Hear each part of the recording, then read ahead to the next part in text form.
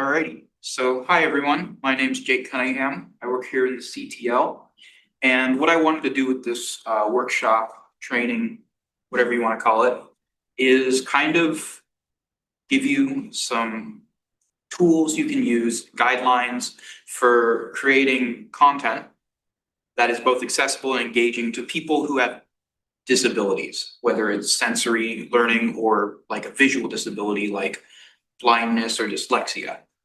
And so how this is going to work is I plan on giving you a bit of a background on a few different common disabilities that present issues with online content and explain them. And then I'm going to go through some guidelines and explain how people with disabilities are affected by the different things you do to make your course more accessible.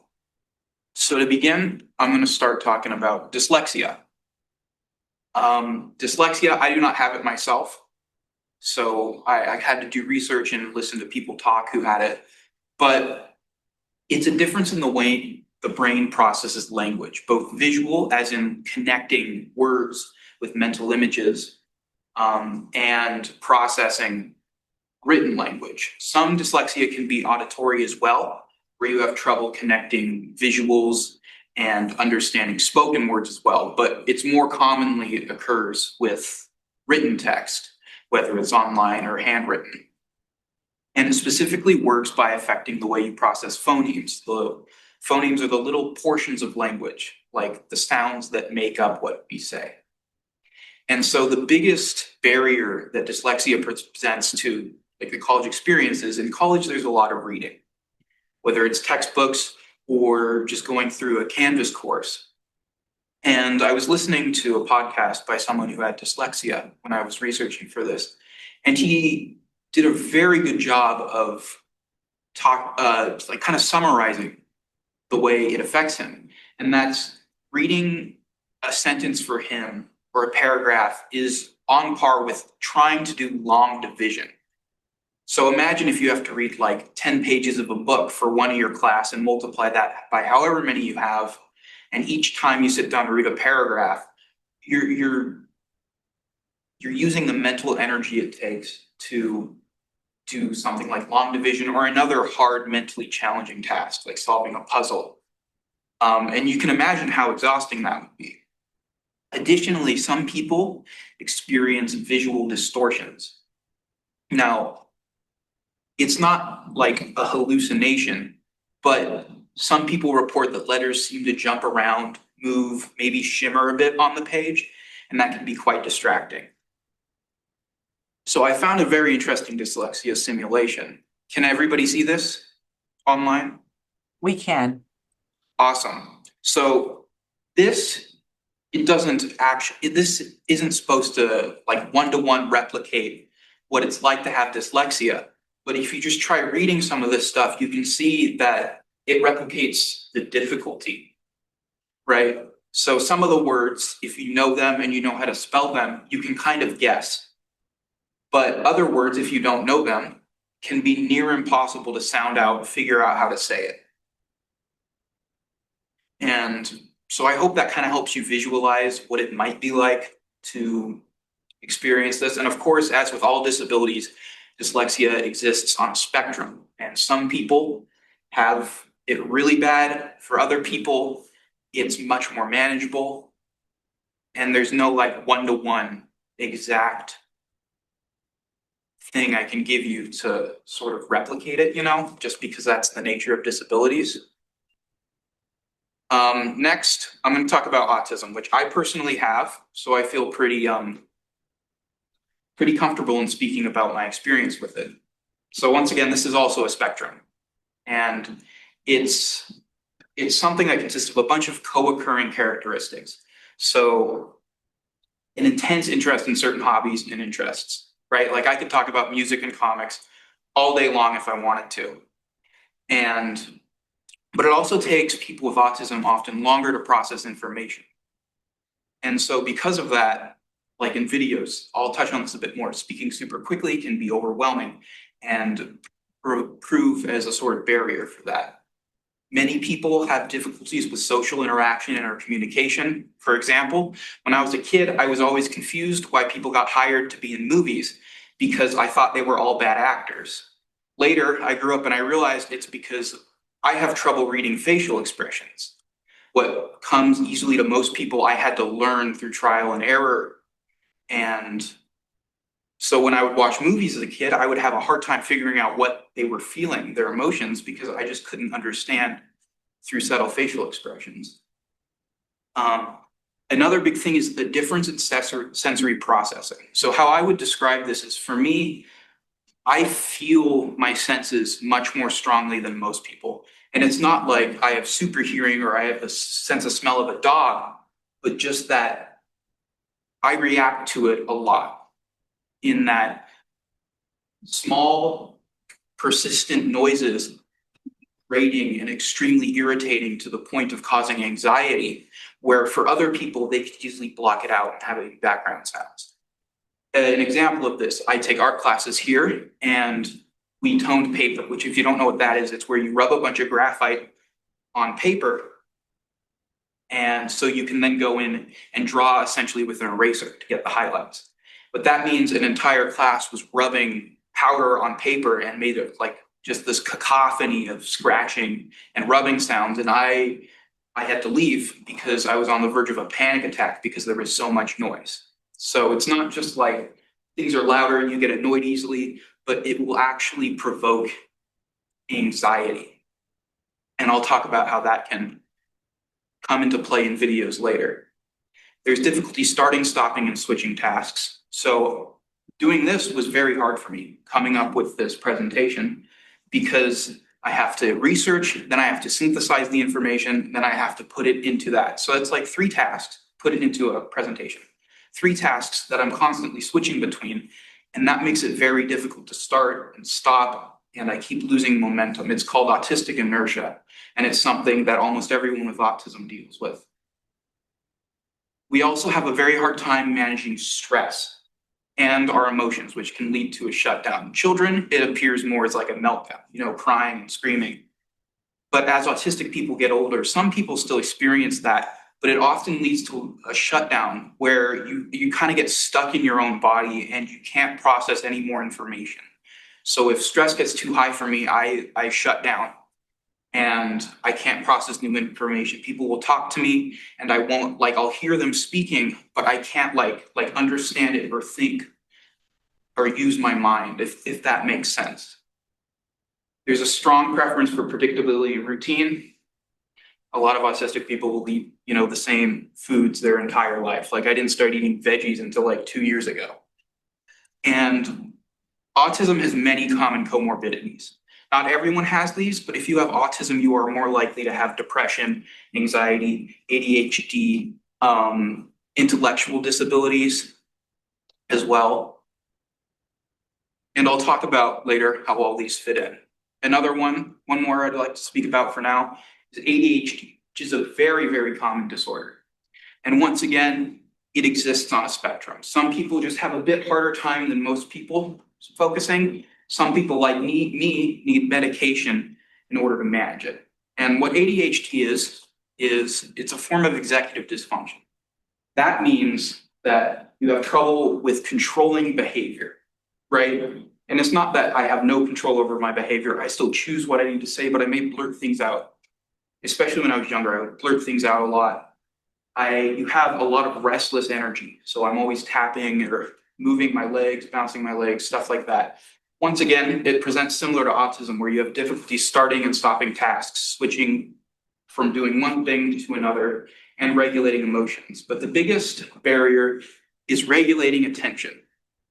People with ADHD are unable to block out background noise. So that means someone drops a pen, your attention is broken.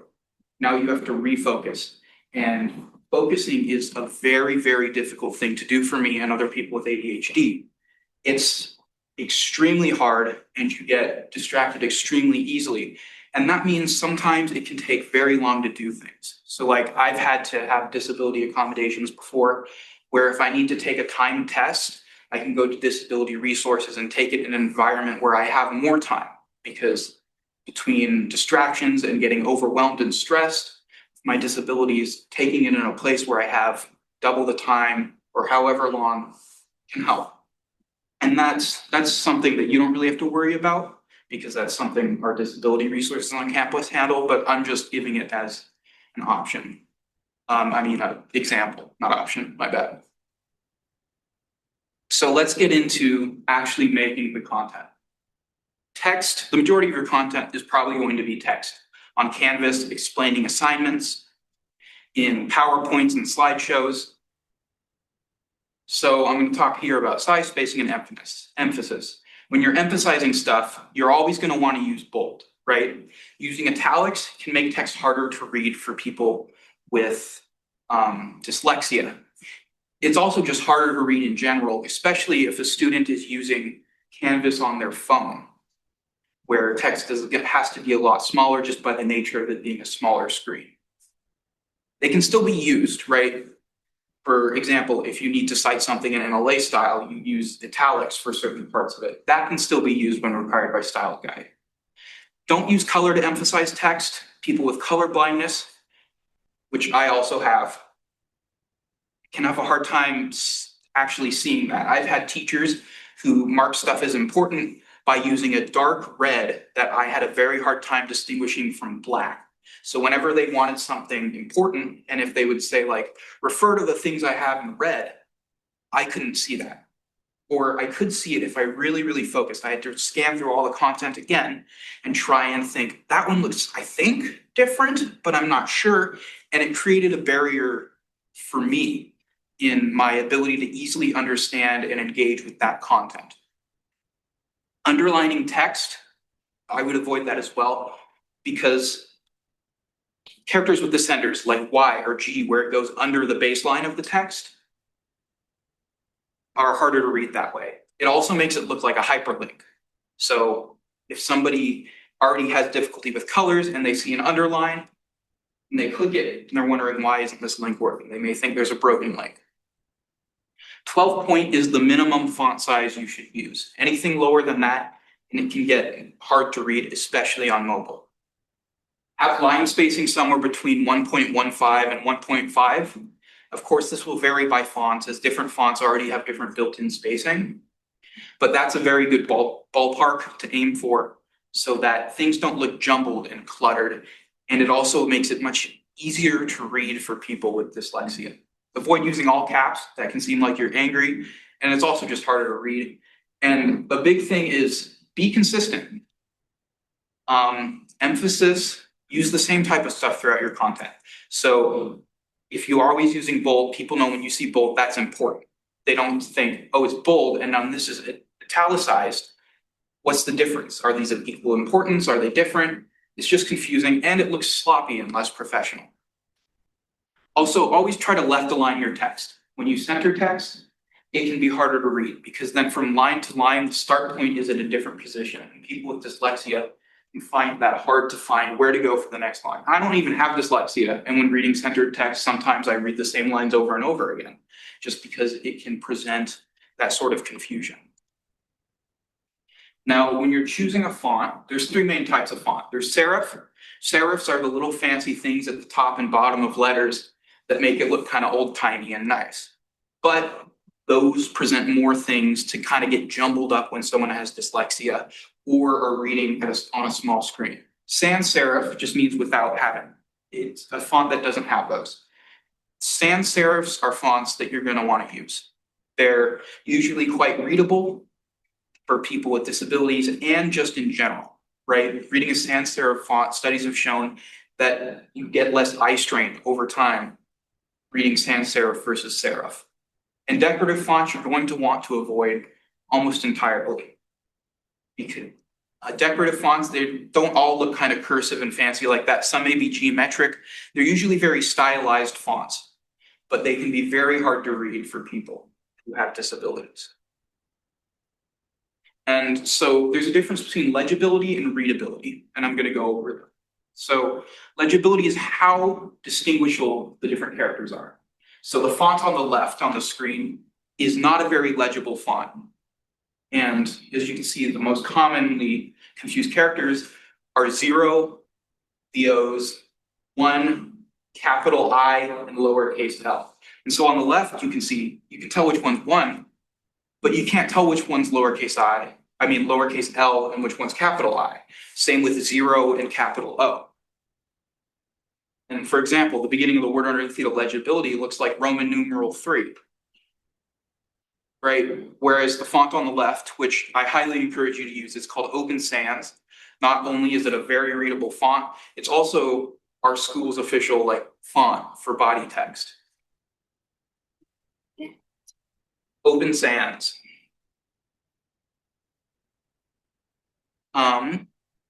Readability is different from legibility, and it refers to it as a whole. So that's taking everything into account: spacing, your font choice, how far apart letters are, how far apart lines are. And as you can see, the font on the left with the serif font, that's small, bunched together, is going to be a lot harder to read than the one on the right, especially if you have disabilities. When it comes to including links in your content, avoid using the full URL, right? That can just present as a huge jumble of letters. It doesn't tell you where it takes it, and it's just confusing, looks ugly, and presents accessibility barriers. Now, you can use short descriptive URLs like maricopa.edu. That's simple. People know where it takes them. You can use that. And make sure it's descriptive, right? When you're hyperlinking text. Describe where it goes. So if you look over on the right, you have bad links where you can just paste the link in on its own. It doesn't tell you where it goes. You can kind of get an idea, but you have to do a little bit of sleuthing. Learn more about frog life cycles. Click here. Okay, I know I'm going to learn something about the frog life cycle, but I don't actually know where it's taking me. I don't know if it will be a video, like if I'm in public and it's just going to start blaring noise. I don't know what's going to happen. And for screen readers, that can be difficult, because if I'm looking for a video that's been referenced previously in the text, I'm not going to know which link it is, right? So for a good link, try something like, for a better understanding of a frog's life cycle, read The Life Cycle of the Frog, an article published by so-and-so, right? And link the specific section that talks about the link directly. If you're just listing links, like at the bottom of a page or like just a resource document, you can just put the name of it, but then say what it is, like The Life Cycle of a Frog, hyperlink that, and then put in parentheses, online article, video guide, something that tells you what you're going to be accessing, so you know where it goes. And of course, it's okay to use long URLs when it's required if you're, for example, giving a presentation on MLA formatting and it requires you to put the entire link in there, right? You can use them when it's contextually appropriate, but always hyperlink with a descriptive sentence and avoid pasting in the full URL. So now I'm going to talk about color blindness, which earlier I had referenced that I had, which I do. I have red-green color blindness. There's two main types: red-green and blue-yellow. Now, color blindness is not, a lot of people in my experience, when I tell them I'm colorblind, either most of the time I get something, if they're not familiar with it, think I just see in black and white. That is a type of color blindness, but it's extremely rare. Most people with color blindness will still be able to perceive color. They will just have trouble differentiating colors. And there's two different levels, right? There's protanomaly, deutanomaly, which the proton and the deuton just talk about how they reference the different types of wavelengths you have trouble with. So there's protanopia and protanomaly. Protanomaly, which I have, means I have trouble seeing the full spectrum of certain wavelengths, right? Protanopia would mean that I can't see red-green wavelengths at all and they would appear gray. So I, for example, can still see red, but certain shades of red will look like orange or brown or green, right? I can see certain shades of green, like a bright, vibrant plant can look green to me, but when it starts getting more neon, I confuse it with yellow. And so color coding content can prove accessibility barriers for people who can't see those colors. Right? So here's an example. Right, there's two things here. Each one has a number in it. But the one on the left just looks like a bunch of dots to me. I cannot actually perceive the number in that chart. The one on the left, I can tell says 4, but somebody who has a different type of color blindness than me would be able to see the number in the right dot cluster, but not the 4 that I can see, if that makes sense. So don't color code any important information in your course unless there's another way to distinguish it, right? So putting a symbol next to it or any other sort of identifier, like something in parentheses, right? But don't just use color to distinguish anything. Another problem is often screen readers will not pick up on color. Some screen readers can and can actually sort content by color, but many don't. So use color more as a way to make it visually appealing or add to the content, but don't rely. And I don't want to tell you not to use color at all, right? Because color can make content more engageable, right? It can help separate things, like having a title in a dark blue and the text in black, right? It gives it more separation, gives visual cues as to where different parts of the content are. Color is still a very helpful thing you can use, but relying on it to understand information is something that can make accessing a course like someone like me near impossible. Another thing you have to worry about working with color is contrast, right? So strong contrast makes text much easier to read. And a good way to know if your contrast is strong enough is it should have a ratio from the foreground to the background of 4.5 to 1, right? And then when I first read that, I thought, how the heck am I supposed to figure that out? But I found this tool, which I think is very helpful. WebAIM has a color contrast checker. So what I can actually do with this is get color codes, or I can take this color picker here, right? I can type in a code, like let's say I know the background is black. I can put in the color code for black, which is just 6 zeros, and it'll give me black. And my foreground is white, which is 6 Fs. Almost every color accessible on the web will have a code. But how do you know what code it is? That's where this color picker comes in handy. If I click this box and I click this little eyedropper icon, now everywhere I move on screen, I can select a pixel and have the color show up. So if I choose this, I don't even know what that is, if it's green or red, but it's something. And this will now tell me that the contrast ratio against a black background is 9.54 to 1. So I know I can use that in my course and have people still be able to read that. If it's under 4.5 to 1, do not use that color combination. I need to exit out of this. Yeah, okay, and that'll disappear. Oh, awesome. Thanks, Lorianne. All right, let me get back to it. So I have examples here of bad text, right? The two on the far left, very hard to read. I'm sure even with perfect eyesight, reading stuff like that would be difficult and frustrating. The ones closer to the middle, the second column, I can read those just fine. But somebody with dyslexia or a different type of color blindness than me is going to have issues with that. The 4 in the right area, labeled good, are all strong contrast. Go for either really bright colors on a dark background or go for really dark colors on a bright background as just a good rule of thumb. But of course, always check them just so you know you're in compliance. Now let's talk about screen readers. So people who have visual disabilities like blindness, and people use screen readers who aren't all blind. For example, someone who has tunnel vision who can only see a small portion of their vision, or something like glaucoma or cataracts may also use screen readers. Now, they use a speech synthesizer to audibly recreate a website. So it will basically, in a robot voice, talk out loud to them so they know what is on the page. They read from left to right. So keep your content reading from left to right so they can still get it in order. And use HTML to identify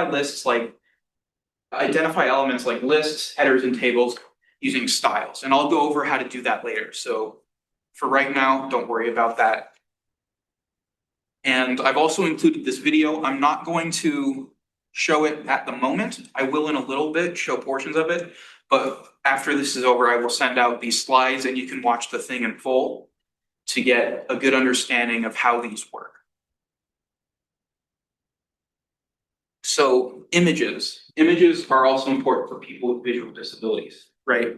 We can just see them if we have good vision, perfect vision, we can see them simply, but they must have alt text for screen readers to be able to read them, right? So when a screen reader finds an image, it will say image and then read out the alt text. So don't put in your file name, right? Like puppy.jpg. Don't put that in there because that doesn't really describe anything other than there's a dog that's, young and cute. Well, maybe it's an ugly puppy. We don't know. There's no alt text, right? But keep it short and descriptive, right? You don't want there to be an entire paragraph describing everything, including like the background, the color of something, all of that stuff, unless the color is very important to why you selected the image, right? Keep it really short. And I've found this helpful thing. It's EdPlus's image accessibility creator. I'm not gonna click the link right now because I don't need to upload anything, but basically it uses AI and it will spit out short text and long text. The short text is what you're gonna want to use most of the time.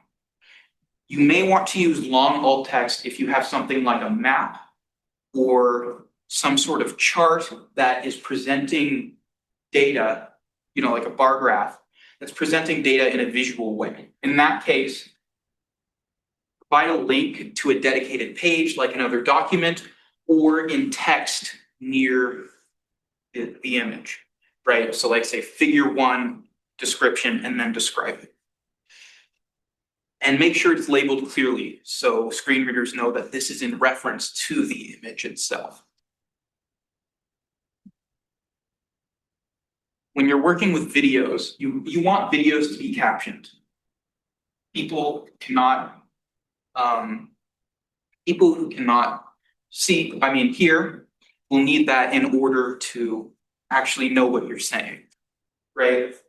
When you're putting text on screen or any graphics, right? You can't really put alt text in a video in the same way you can an image, but you can in the captions describe what is on screen. And the same contrast and color choice considerations for normal content should be made for video content as well. As for audio and video, or if it's just an audio recording, make sure you use quality audio, right? Poor audio makes it hard for people to hear, especially if they don't have great hearing. It can be much harder to use. So when possible, use an external microphone, not the built-in microphones on your speakers, as those are omnidirectional, meaning they record sound in every direction, anything it can hear.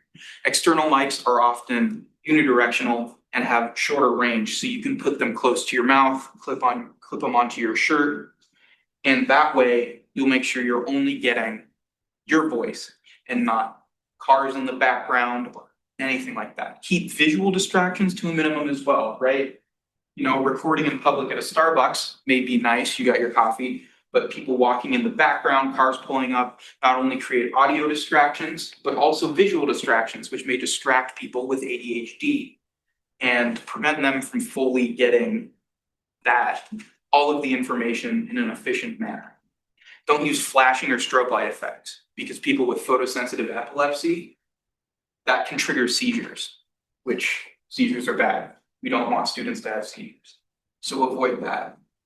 Speak at a consistent volume and pace, right? The faster you speak, the the less time people have to process information. And for people who may have intellectual disabilities or autism, they take longer to process it. Now, you don't need to pause constantly, right? But speak at a normal, consistent pace and speak at a consistent volume. That will make it easier for the microphone to actually pick up what you're saying. Keep videos on the shorter side, right? Studies have shown that shorter videos lead to better student understanding and performance. It's also for, if I was talking about people with autism, who get overwhelmed and stressed very, very easily. If I click into Canvas and I see that I have a 2-hour video to watch, I'm going to get anxious. I'm going to have trouble. And with ADHD, I'm going to have trouble staying focused throughout the entire thing. Also, if a student has a busy home life or need to get up frequently for whatever reason, or need to do it in different chunks, a longer giant video is going to be harder to find your place in.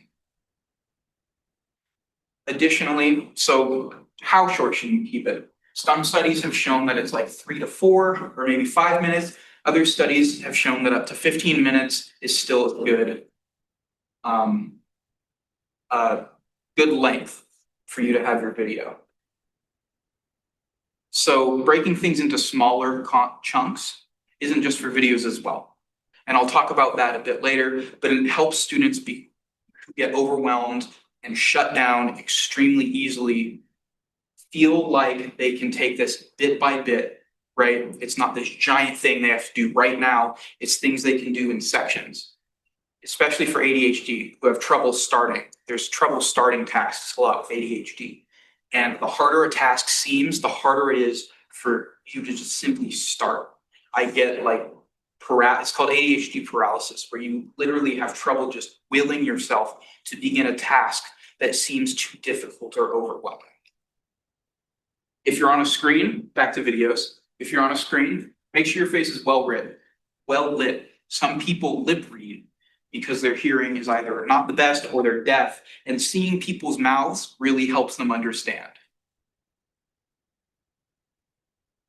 And I would also like to talk about tables, right? When using tables, only use them to present data. Do not use them to format content, as that can mess up with screen readers. When screen readers see tables, they interpret them as tables. So if you use it to create columns of text, just to make it look pretty, or organized images, which I've done in the past, it's a great way to do all that stuff, but it really presents an issue for screen readers. Left align the text for better readability. You can center in the cells, right? You can center some stuff, like if it's single digit numbers or like 2-digit numbers, right? And it can be visually in a line, but centering text just makes it harder to find the next. Make sure you add padding for visual separation so the corners of the table are not super close to the content. It can make it very hard to. And make sure you add a caption and headers. So here's a good example. The caption is going to be at the top, right? It's going to tell you what the table is, what information presents. The headers are going to name the columns, or in some cases, the rows as well, so you know what each is.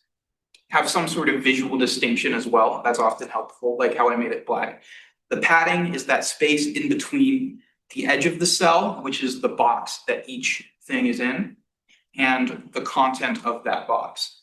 So if we get rid of all those things, we kind of have a jumbled mess, right? Stuff centered, it looks messy, it's cramped. And, you know, if I stared at this and I could probably figure out what this is telling me, but I wouldn't know for certain, right? And that's where the captions and the headers come into place. You know exactly what you're looking at, and even more important, screen readers know what they're looking at. So I'm going to go back a bit because there's a video I want to show you how screen readers actually show tables. Okay, there's an ad. Sorry, can everybody hear it? We can't hear it, so I think maybe when you share, make sure that you put the make sure that you put that we also share the sound.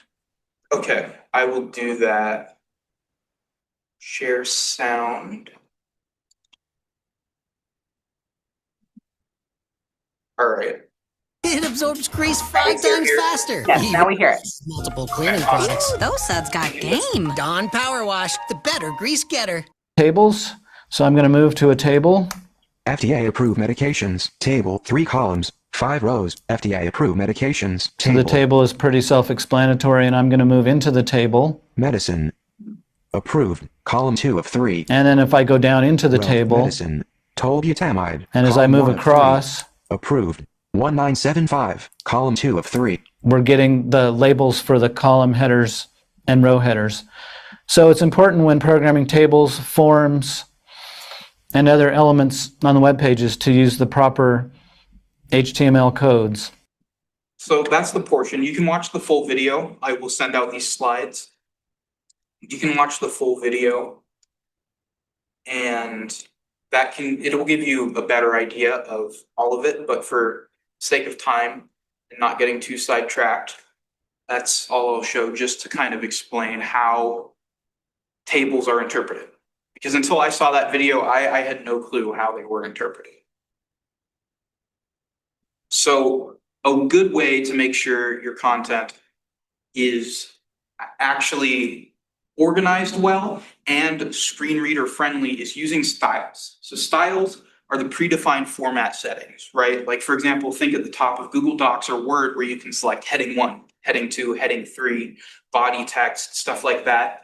That tells screen readers what part they can, it's basically tabs, little bookmarks that people can jump to, right? So you want to use those instead of just making text bigger, because if you make the text bigger, you can see, oh, this is a different section with a new title, but a screen reader will just read that as normal text. And it will just basically be a word or two. It won't pop out as a new section of the content. It also means that if you don't use them, screen readers won't be able to jump around and will have to read the entire page if they want to find a new section of information, which can be very time consuming and irritating, I would imagine. So styles control the font size, the color, spacing, and other elements of text formatting as well. So for an example, headings are going to be the most useful one, in my opinion, right? They give it structure, they organize the page. And there's 5 different levels of headings. So heading 1 is going to be your document, your page title. It's going to say what this entire thing is. Heading 2 is going to be your major headings, like the main sections of it. And if you need to break those down further into different subheadings, there's 3 different tiers. Heading 3 is a subheading, heading 4, think of it as a subheading, and heading 5 is a subheading, right? When you're organizing information, only use columns when absolutely necessary, right? Because columns are harder for screen readers to interpret and can mess up the flow of the page as well. When you're having something like a list, whether it's numbered or unnumbered, use the built-in settings to make lists in whatever software you're using.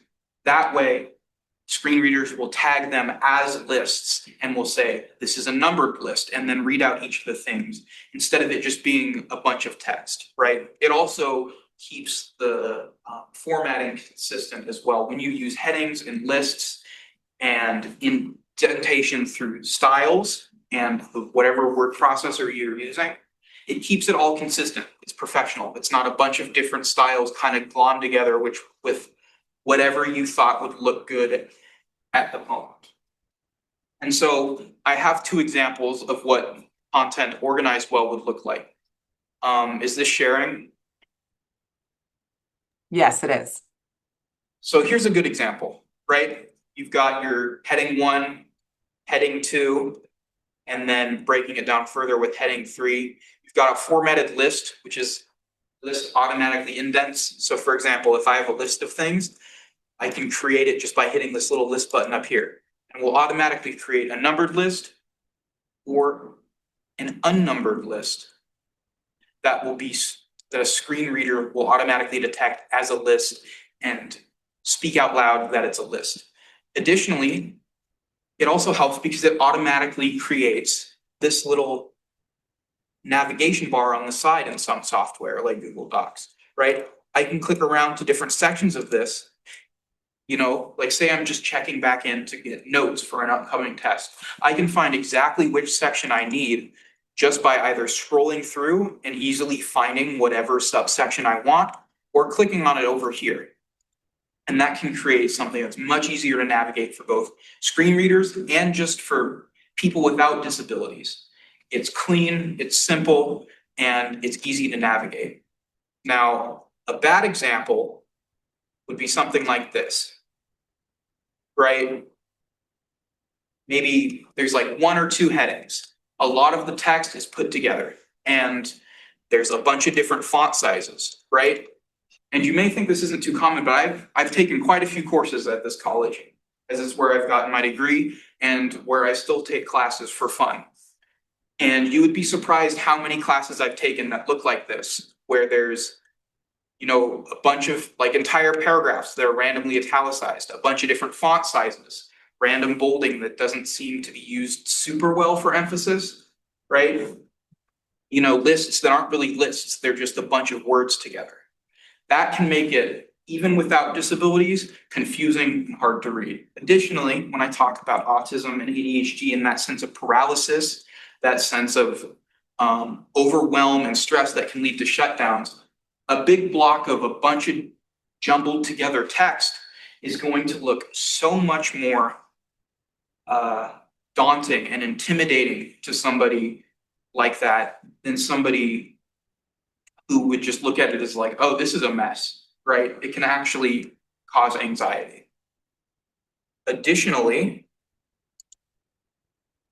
if for somebody who has really bad ADHD and is constantly getting, like me, who is constantly getting distracted by every sound that they hear, every thought that they have, anything that signals any sort of like distraction, right? Finding your place again creates more time. It's another task that you have to do just to get to the content. And easily or like well-organized content makes it easier for somebody who's distracted constantly to find where they were and waste less of their time, which they already will be taking a longer time to complete any given assignment just because they have to fight with their own mind to stay focused.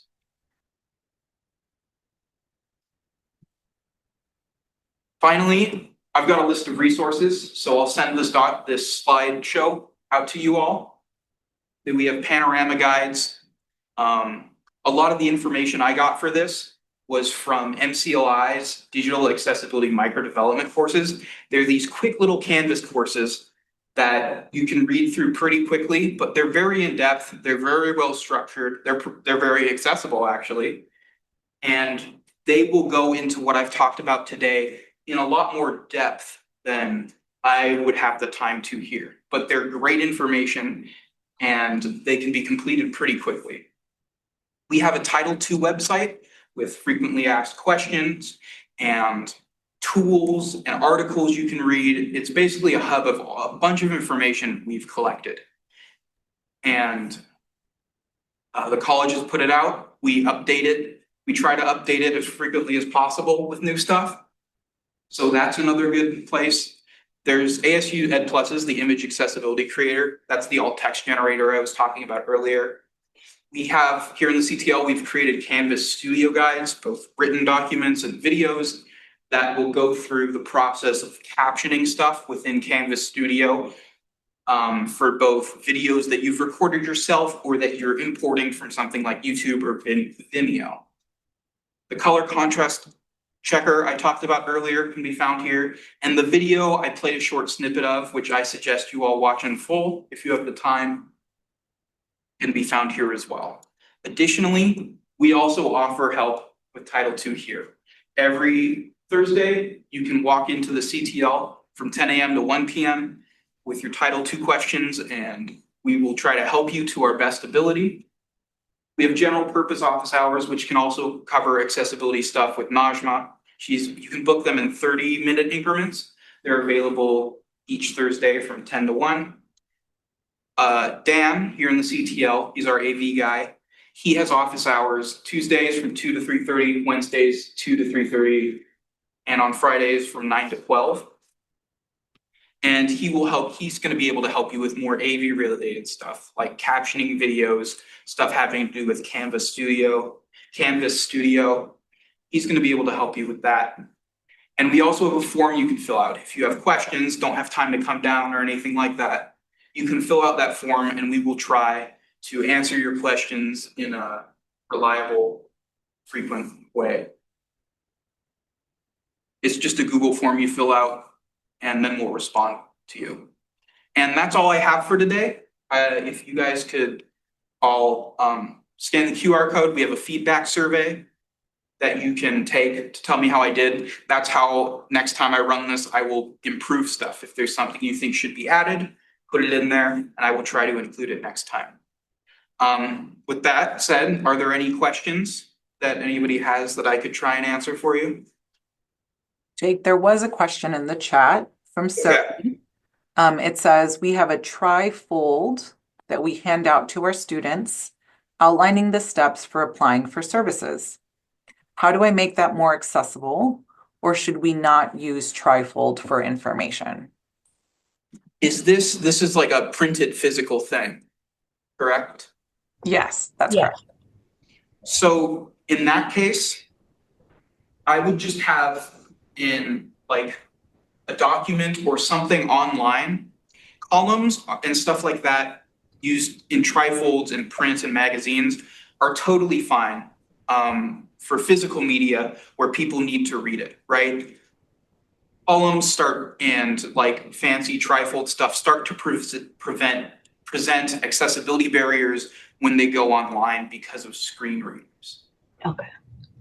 So you're still good to have printed out stuff like that, that's trifold and in fancy magazines, stuff like that. But I would suggest having an online version of that a screen reader could access Okay. if they are not able to come to campus and like verbally hear you say that, if somebody's blind, for example. Does that answer your question? Yes, that does. Awesome. Can you hear me? Yeah, we can hear you. Yeah, we can Okay. hear you. Just making sure.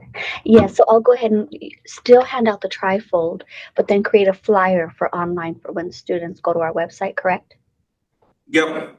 And so a flyer or a document, if it's a flyer, just make sure it's like accessible, like the PDF itself can be read by screen readers. Okay. Or it's just like a text document or a web page or something you can direct them to. Okay, perfect. Thank you so much. You're welcome. And I think, Sophie, this is a great question. Thank you so much for asking it. I think a couple of things, right? A lot of this content is to help our college prepare for the Title II website content accessibility guidelines, right? 2.1 AA. And in some ways, this is sort of like a journey, right? For how we can continue to make our work a little bit more accessible. And so the fact that it's a printout, it doesn't really fit as part of that compliance work because that is really website and content accessibility, digital accessibility. Then it helps raise questions, right? About, well, if we're kind of designing for that, law, how do we start to move some of our other work towards making sure that we are meeting those guidelines? And so maybe, as a way of saying that there's a lot of content that many departments have, that's how you maybe make some of your decisions as to where do I put my focus? Do I put my focus right now on stuff that's, digital and public facing to students? Yes, and then maybe how do we then kind of continue to, every time I don't know how often you all update that trifold, but maybe the next time you update it, it's, hey, maybe we should really think about changing this so that it is more easier for our students to use based on who's reading it. Yes, that's what I was trying to do. And I was like, well, if I'm following all these rules, I can't get everything to fit on the trifold. Yes, I'm a graphic designer here and that is often a problem as well. Yeah. So sometimes you do have to sacrifice a bit of accessibility for actually being able to deliver that information in a physical form. Okay. Perfect. Thank you so much. Yeah, but just do your best with the accessibility stuff. And I will, believe me. any other There's questions? another question. There's another question in the chat. So it looks like Joanne says, I submitted a question to Title II but never got an answer. We at SBS create YouTube videos using PowerPoint to list the instructions info and post them on YouTube, and also email to students as needed. Topics about payment plans and setting up direct deposit in the student center. While we plan to make these more accessible, are these already published videos required to be Title II compatible? So Joanne, first, I'm sorry. I will share that last Friday, the core team met and there was a discussion of how to better ensure that we're not missing those questions. So I will make sure that someone responds to you today. But going back to it, it's if these videos are going to be viewable after April 24th, 2026, they would have to be compliant. If they're still student facing and digital public facing, I would say this is a great time to maybe get some of those videos to start to have those elements that are required for there to be, again, the website content accessibility guideline. And again, you know, if you would like to set up some office hours or you'd like to come in to the CTL to see how we can help with some of that work, please do.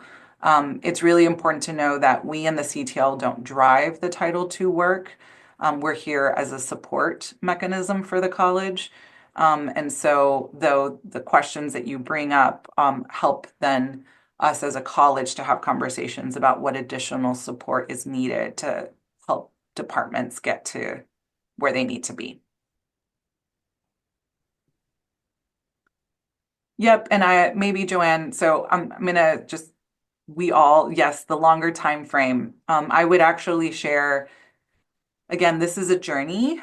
And I want to first thank Jake for really putting together this presentation and sharing so much of his experience and his story. We know that he doesn't have to do that. And in kind of talking to him, he said he wanted to because, you know, in some ways, I think this is where we've lost a little bit of the messaging so far in Maricopa community colleges of it's individuals like Jake who are really going to benefit short-term and long-term if we continue to get our materials and our content for students ready, right? And so in many ways, it's really about individuals and the students that we serve that we are going to be better at the end of this journey. That said, because we feel that the compliance deadline is very rapidly looming and very rapidly approaching, I would say, how do we maybe help you think about this in phases? Going back to my comment to Sophie of where do you put your focal point? You put your focal point maybe on the things that you're like, students absolutely need to have this information and it's on a website. And so let's focus on that first.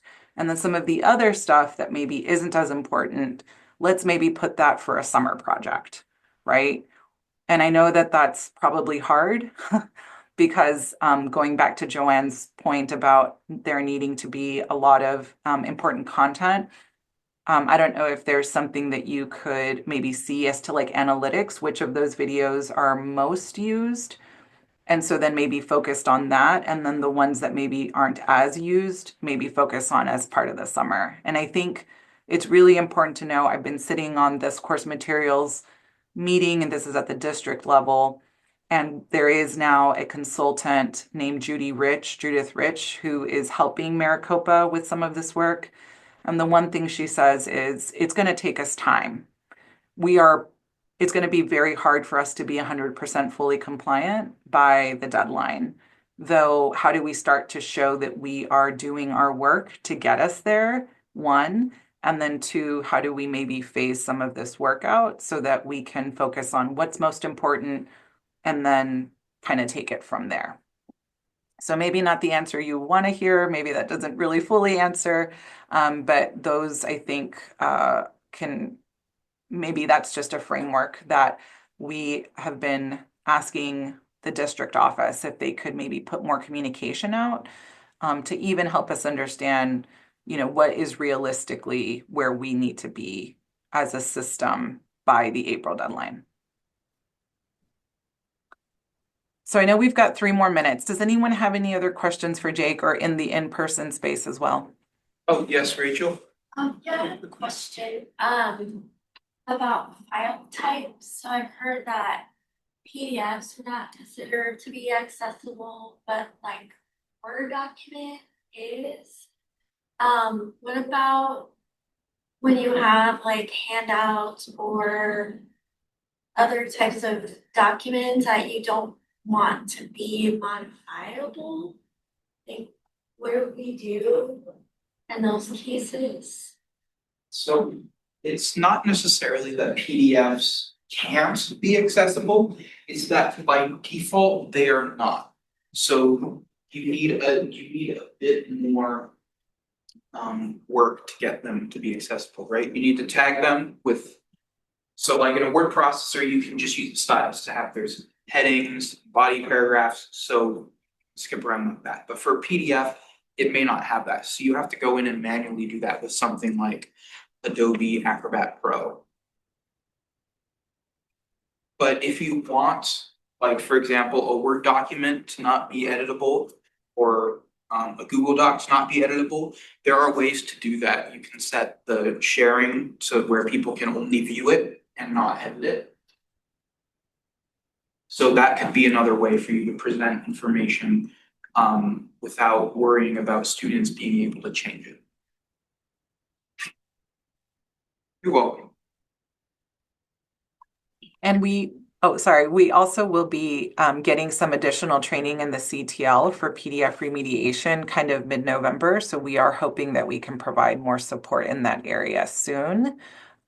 Because we do know that that is also a learning curve for us as a CTL team.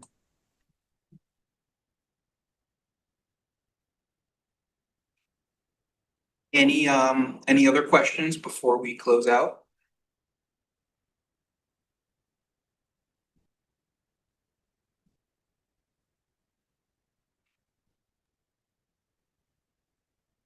All right, Jake, nothing in the chat, you're getting some thank yous and gratitude. Awesome.